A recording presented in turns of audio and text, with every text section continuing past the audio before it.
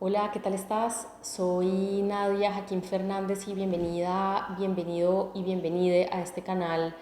Si es la primera vez que vienes y bienvenido de vuelta si ya pues formas parte de la comunidad de Mind Academia.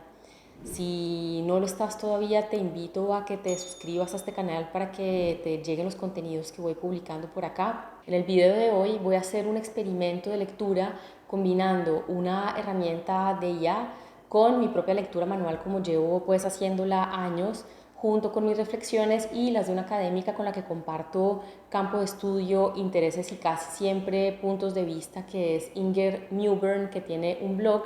que te recomiendo leer si te fluye el inglés. Voy a poner la referencia aquí abajo en la caja de descripción si te interesa.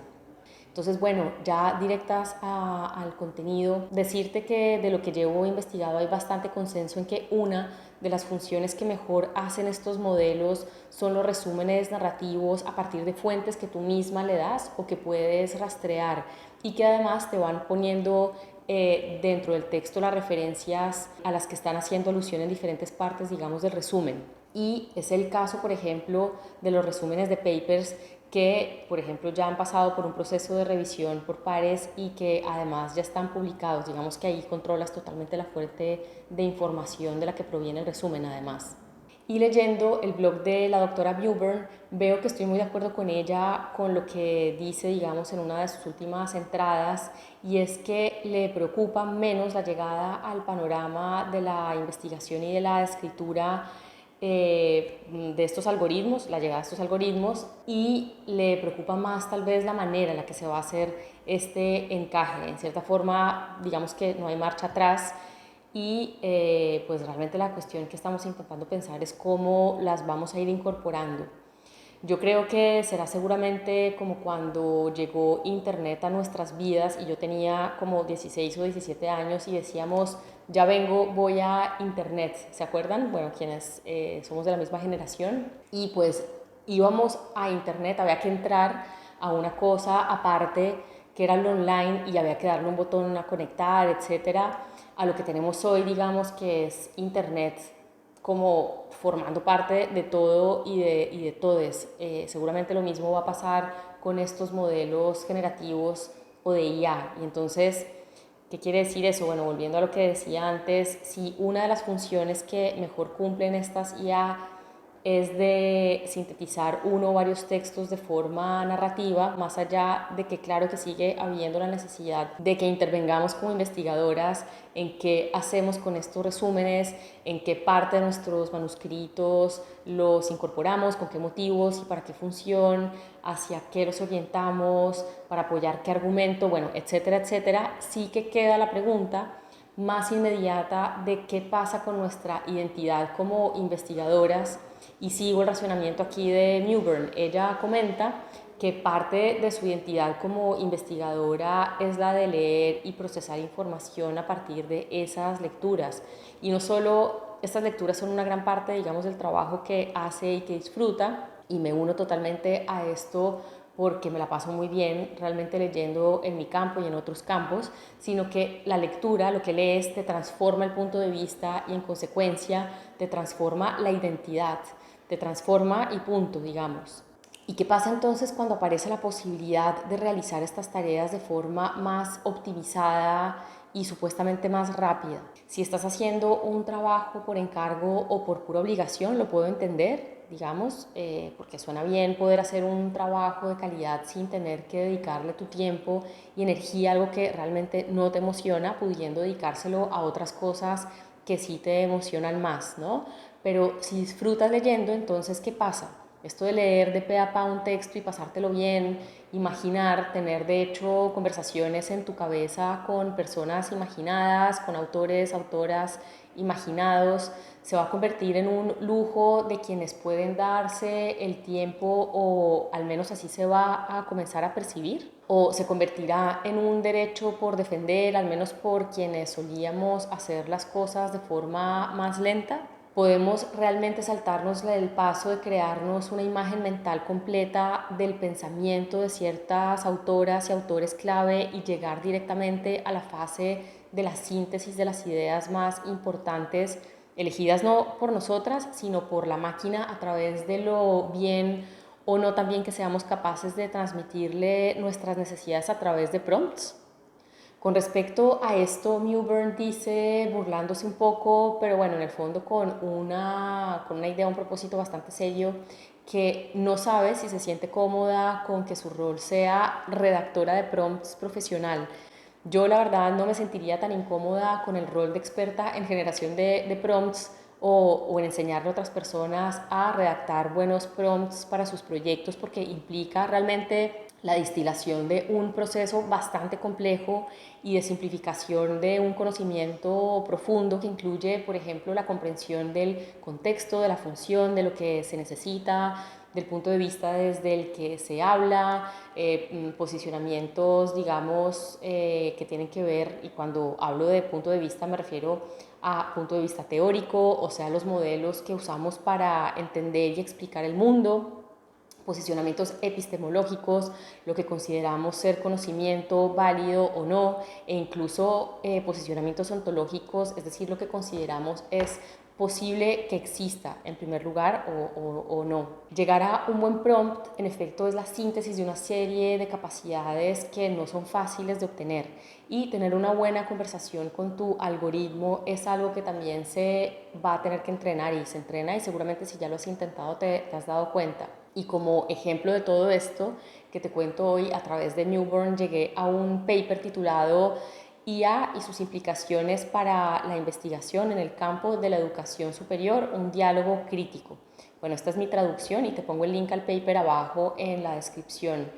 Y digamos que tuve con este paper dos opciones: o hacer un resumen con ayuda de herramientas de IA, o leerlo a mano, como suelo hacer desde hace pues mucho tiempo. Y esta vez lo que hice fue una combinación entre las dos cosas para explorar la diferencia entre las dos, que te anuncio que en realidad pues fueron complementarias al final. Entonces, ¿por qué? Porque cada manera cumplió con funciones diferentes. Entonces, la primera, una lectura común y corriente, que consiste en mi caso en leer el abstract, los títulos de las secciones del paper y la conclusión, y luego ya ir sección por sección haciendo una primera lectura rápida, subrayando ideas que desde mi criterio son importantes. Esta es una manera de, para mí, amueblar mi cabeza, de permitirme el placer de elegir la información que yo considero relevante, dándole un espacio también a mi intuición y a las ideas que se van formando, también eligiendo detalles que, por ejemplo, no pasarían el filtro de puntos de información importante,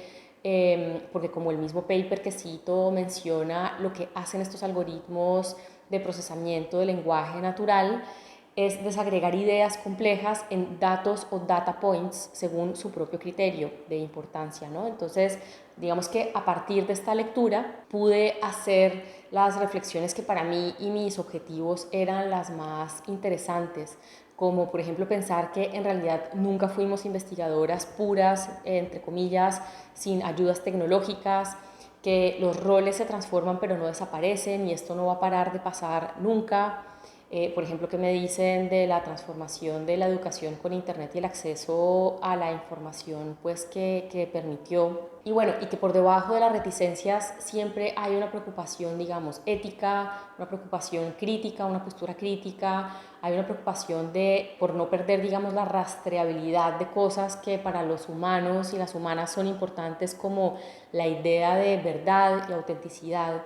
y que hay siempre una emoción presente, que es la del miedo a la pérdida para quienes van con cautela, y por otro lado, pues el entusiasmo por las posibilidades y la comodidad, digamos, con el riesgo para las personas que se lanzan de cabeza con estas tecnologías desde el minuto cero. Entonces, bueno, ¿dónde me ubico yo entre estas posturas? Pues te diría que entre estas dos, al menos por ahora. Y siento que quienes estemos a caballo entre una realidad y la otra tenemos un papel de ser, digamos, testigos o testigas de cómo eran las cosas antes, e impedir que perdamos lo bueno que teníamos en la manera anterior de hacer las cosas. Entonces, bueno, gracias a esta lectura completa también me voy familiarizando con el vocabulario preciso para referirme a cosas que son nuevas para mí, que tienen un grado de complejidad y que necesitan un grado de precisión.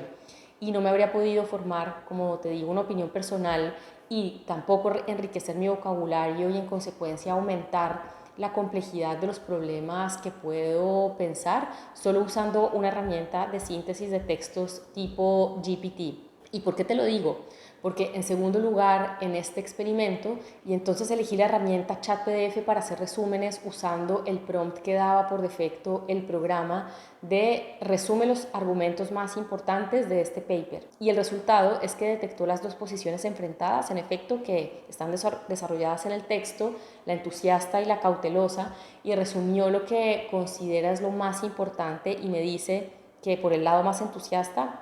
se subraya el potencial transformador de las IA, estimulando el pensamiento innovador y generando nuevo conocimiento, el rol complementario a las capacidades humanas y que no son un reemplazo, el foco en la creación de conocimiento o en todo el proceso de investigación, dejándonos espacio a los humanos y a las humanas para enfocarnos en tareas de pensamiento profundo. Y por el lado, digamos, de la postura más conservadora, se enfoca la importancia de conservar el espíritu crítico y, digamos, defender la identidad de las personas pues, que se dedican a la investigación, las preocupaciones éticas y metodológicas, la importancia de la autenticidad y la importancia de pensar, de tener en cuenta la capacidad de acceder, en primer lugar, a estas tecnologías. En suma, estoy de acuerdo con que estas herramientas son complementarias y no un reemplazo, por ejemplo, porque en este experimento que hice veo que como primera aproximación a un texto y tener una primera capa de visión global o una orientación muy general está bien, o para cumplir, digamos, con una tarea muy puntual que sea resumir este texto, ¿vale? Pero se queda realmente corto para la función de entender a fondo un tema, que es lo que solemos necesitar en investigación académica. Es decir, que no reemplazan, sino que redirigen un poco el curso pues, de nuestro trabajo, de lo que implica nuestro trabajo en cuanto a actividades. Hay cosas que se pueden delegar y hay cosas que definitivamente no o no por ahora. Espero que este experimento y esta reflexión te ayude a entender mejor el lugar de esta tecnología y nos anime a seguir teniendo estas conversaciones que encuentro importantes incluir. Al mismo tiempo que, digamos, en paralelo nos estamos entrenando en la parte más pragmática de ir aprendiendo a usar herramientas en concreto. Ahora te pregunto, ¿qué impresión te ha dado a ti al usar estas herramientas en tu propio trabajo? Bueno, con ganas de leerte aquí abajo, seguramente el resto de personas que forman parte de esta comunidad y que vuelven para conmigo, pues tener seguramente estos diálogos, ya sea por los comentarios de aquí abajo o pues en su cabeza, pues también van a tener ganas de leerte. Y yo lo dejo por aquí, te mando un abrazo y hasta la próxima. Chao.